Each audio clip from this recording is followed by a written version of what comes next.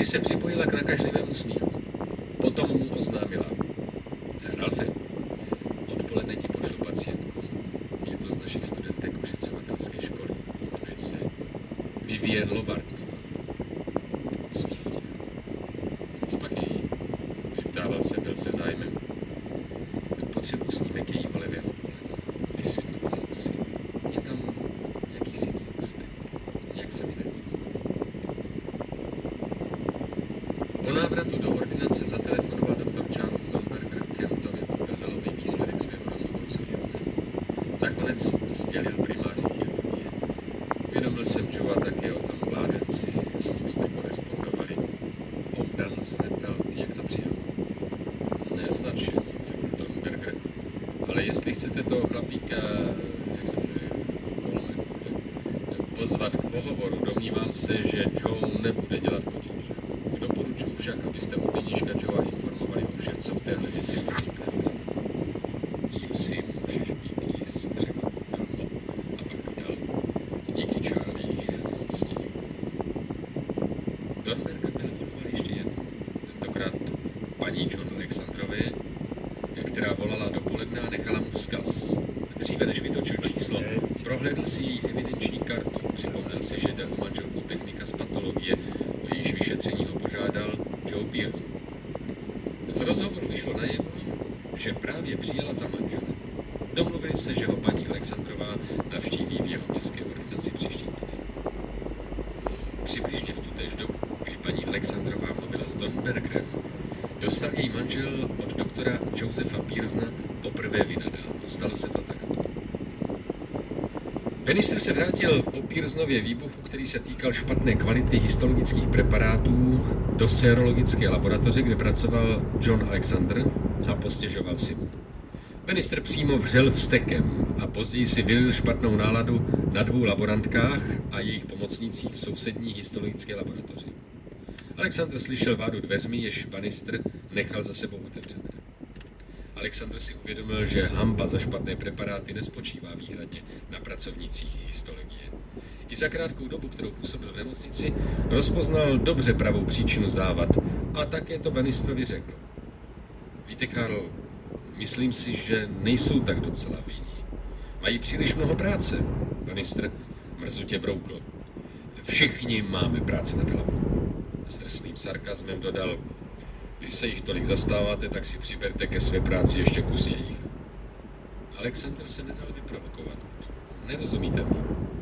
Myslím, že by dosáhli daleko lepších výsledků, kdyby mohli pracovat s přístrojem pro přípravu tkání, místo aby všechno dělali po staroručně. Na takové nápady, hochu, zapomeňte.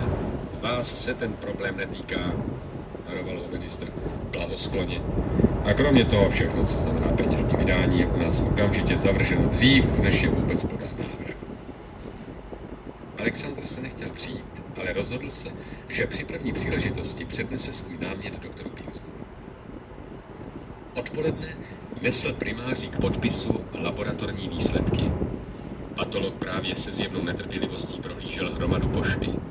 Pearson vzhlédl k Alexandrovi, pokynul mu, aby papíry položil na stůl a pokračoval ve čtení. Alexandr zaváhal, primář vyštěkl. No tak co je? Co ještě chcete? Pane doktore, rád bych vám přednesl návrh. Teď? Zkušenější člověk by postřehl, že jeho tón znamená neruš mě. Alexandr místo toho odpověděl ano, pane. Pearson pronesl rezignovaně. Nože, Alexandr začal trochu nervózně. Jde o urychlení lékařských nálezů, pane doktore. Jakmile padla zmínka o nálezech, Pearson odložil dopis, který právě držel v ruce a rozlobeně vzhlédl. Alexandr pokračoval.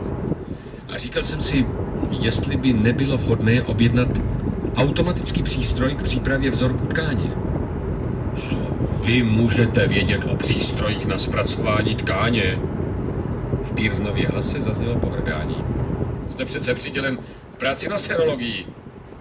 Alexandr mu připomněl, pane doktore, ve škole jsem absolvoval úplný výcvik v histologii.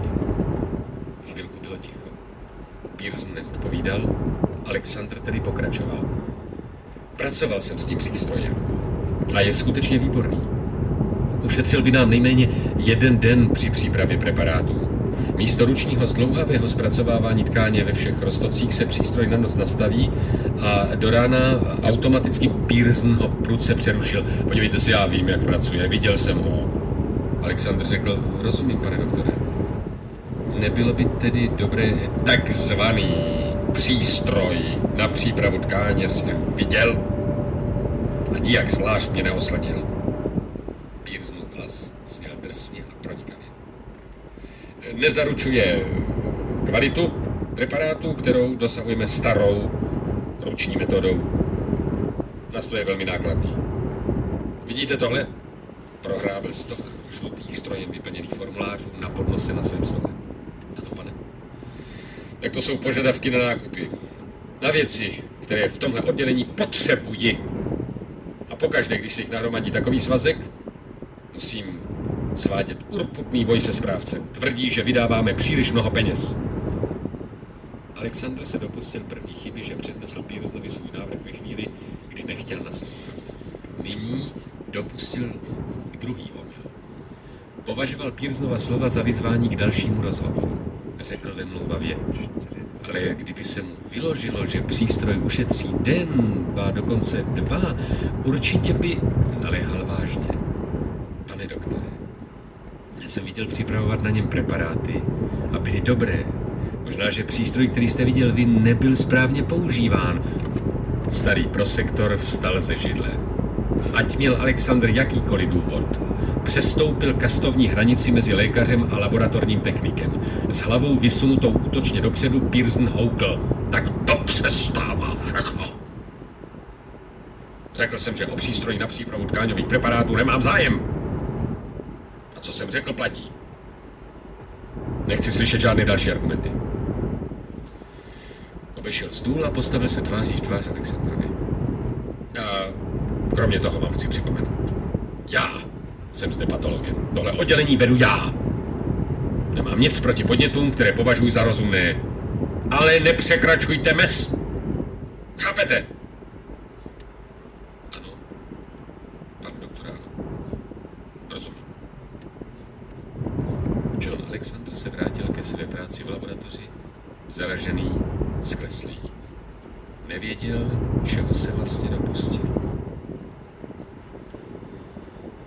Mike Siddons byl celý den zapřažen do práce.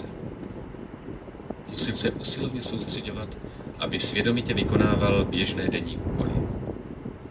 V jednu chvíli ho McNeil při pitvě dokonce varoval. Pozor, máš ruku pod skalpelem právě tam, kde hodláš řezat. Víš, jsme rádi, když každý odtud vyjde se všemi